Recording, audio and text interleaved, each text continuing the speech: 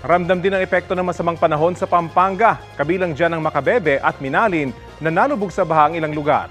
Balitang hatid ni Nico Wahe. Sa gitna ng dilim, kasabay ng malakas na ulan na may kasamang kulog at kidlat, binaybay namin ang kalsadang ito na mistulan ng ilog sa Macabebe, Pampanga.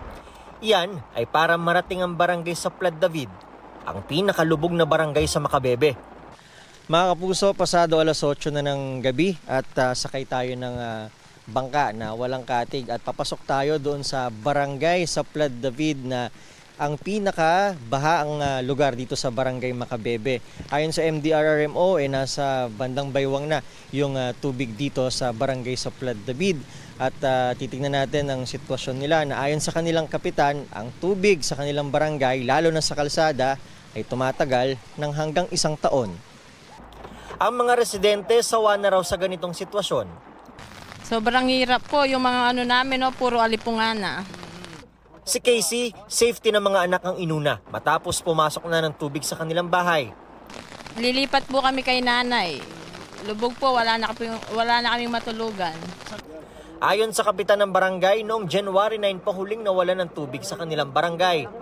Yung tubig namin dito sa daan namin, mag-1 taon na yan . Dadagdagan na lang. Pag umulan na ganyan, pag may bagyo, lumalaki. Sa amin pumupunta yung tubig. Sa ngayon, 8 pamilya na ang inilikas nila. Maraming residente ang piniling manatili na lang sa bahay dahil sanay na. Sa katabing barangay Takasan, na una na naming pinuntahan, baha rin. Nakabangka na ang ilang residente. Pinasok na rin ang tubig ang ilang bahay. Pero marami sa mga residente ay hindi na lumilikas. Sanay na po kami sa ganito. Ayun po, nagtataas na mga gamit. May ilang residente naman inunang asikasuhin ng kabuhayan, gaya ni Eddie. Yung mga pispan na lang ang nilalambatan. Nilalambatan kasi? Lumalabas yung mga pakawalang tilapia at saka ipon. Ang ibang tilapia, inuwi na lang nila para may maulam. Unang-una po, we are outlying town po, no? Sa coastal town po kami ng Pampanga, kasama po namin yung bayan ng Masantol at Sasmuan. So, kami po ang pagsakan ng tubig from the Pampanga River Basin, using the Pampanga River as the main drainage, no?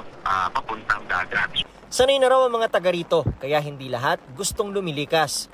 71 individual ang piniling lumikas sa ngayon. Pero handa raw ang LGU sakaling may kailangang ilikas. Sa barangay Santa Maria sa bayan ng Minalin, lubog na ang kalsada. Maging ang elementary school ng Santa Maria, binaha na rin. Ang barangay San Isidro, hanggang tuhod na rin ang tubig. May ilang bahay nga na pinasok na rin. Nico Wahe, nagbabalita para sa GMA Integrated News.